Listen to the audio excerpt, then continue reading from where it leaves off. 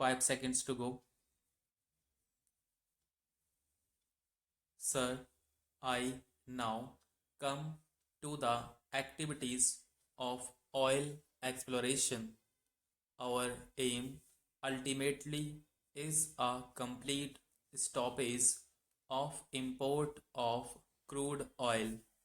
With a view to do it, we are now intensively carrying on oil exploration both offshore and onshore in the country.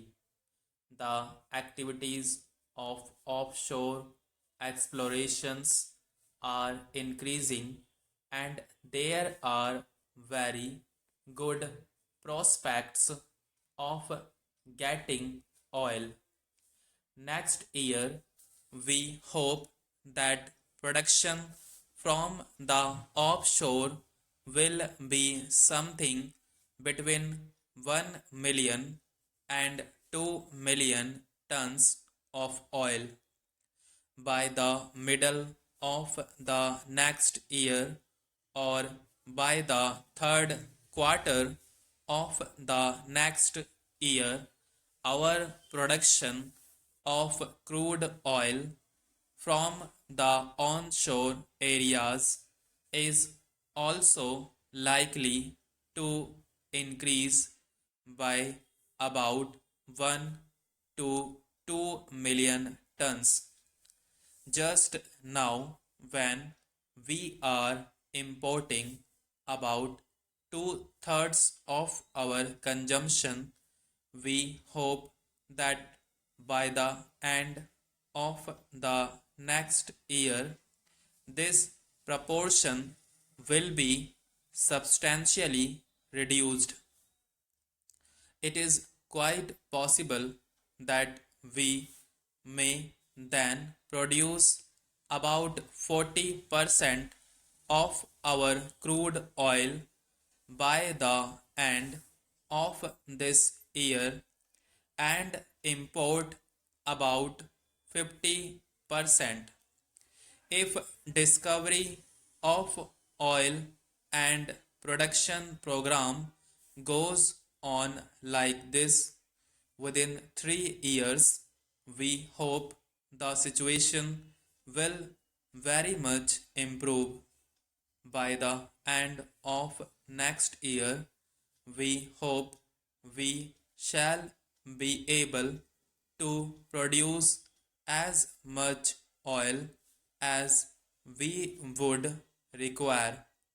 Sir, such a situation in the exploration is due to the fact that the Oil and Natural Gas Commission has made rapid advances towards new technology both onshore and offshore. I am glad to inform the House that we are now knowing much more the difficulties of oil exploration than what we knew about a few years ago. We do not hesitate to exchange knowledge with those who have it, although there are sometimes difficulties in bargaining with such parties who know more about it than us.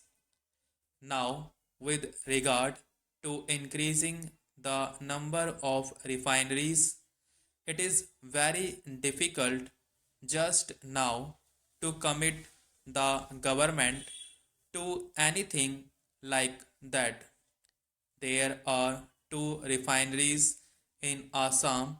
A third one is coming up. With these, we hope to process as much crude oil as will be possible for us to do. We are already committed to transport 2 million tons of crude oil to Bihar. There is one more point which was raised by my honorable friend. I want to inform the House that the public sector units are increasing the quantity and quality of our medicines. These are badly required. The House may be aware that very recently there was acute scarcity of blood pressure medicines. These tablets were neither available in our country nor are we getting it from the Western countries. We managed to get the bulk product, and now you will be glad to know that the public sector is producing blood pressure tablets. In this manner, we are increasing our sphere of activity.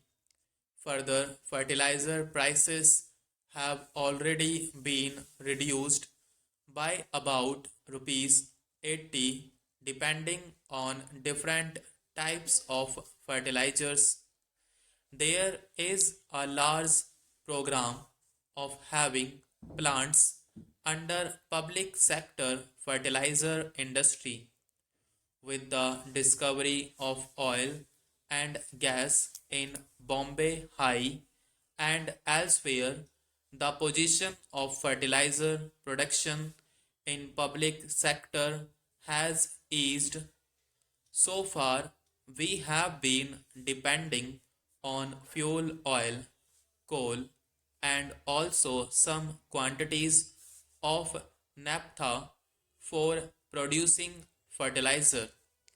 We did not want to import furnace oil and naphtha for our fertilizer plants. As more oil and gas are expected to be produced from Bombay High, we hope it will be easier and cheaper for us to produce fertilizer. We hope to get as much gas and oil from these prospective areas as is possible so that by the end of the next year we may be able to have 8 million tons of fertilizer for our people. Sir, I hope that this program, which is initiated by the Prime Minister, will receive very serious consideration not only from our party but from opposition parties also. So far as our party is concerned, we are very seriously engaged in modifying our own organization, bringing about improvements in our own organization, creating a new pattern of cooperation between the government and the people to move faster to satisfy the aspirations of the people as well.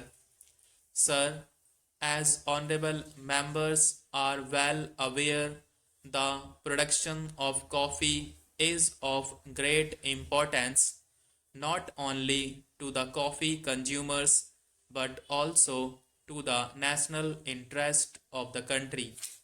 It is a fact that not only the internal consumption of coffee has increased, but also Indian coffee is loved for its quality in outside countries, though it is not an export commodity, bringing in foreign exchange in very large dimensions. It does not bring in a fairly good income to the growers. and it is in our interest to develop the coffee industry. With that view, we have brought forward this measure and we are making principally two structural amendments in the original scheme of the Coffee Board. Sir, taking the amendments short to be made by this bill serially, I would first invite attention to clause 6 of the bill, which deals with the structure of the new board. There is also the provision for the appointment of a chairman of the board by the government. This has been the subject matter of some controversy, as honorable members are quite aware, and I would like to deal with that matter quite briefly. I shall also be happy to give my reactions to such observations as may be made during the course of the debate. Sir, during the current year, we could find it possible to increase the quota because production was higher than before, and we want to go ahead than we did so far in increasing production. If production increases, we might be able to do it, and we would be very happy to give as great a quota as possible because it naturally helps the industry. But we have to look after the internal consumer also. Therefore, sir, we cannot neglect the interests of the internal consumer.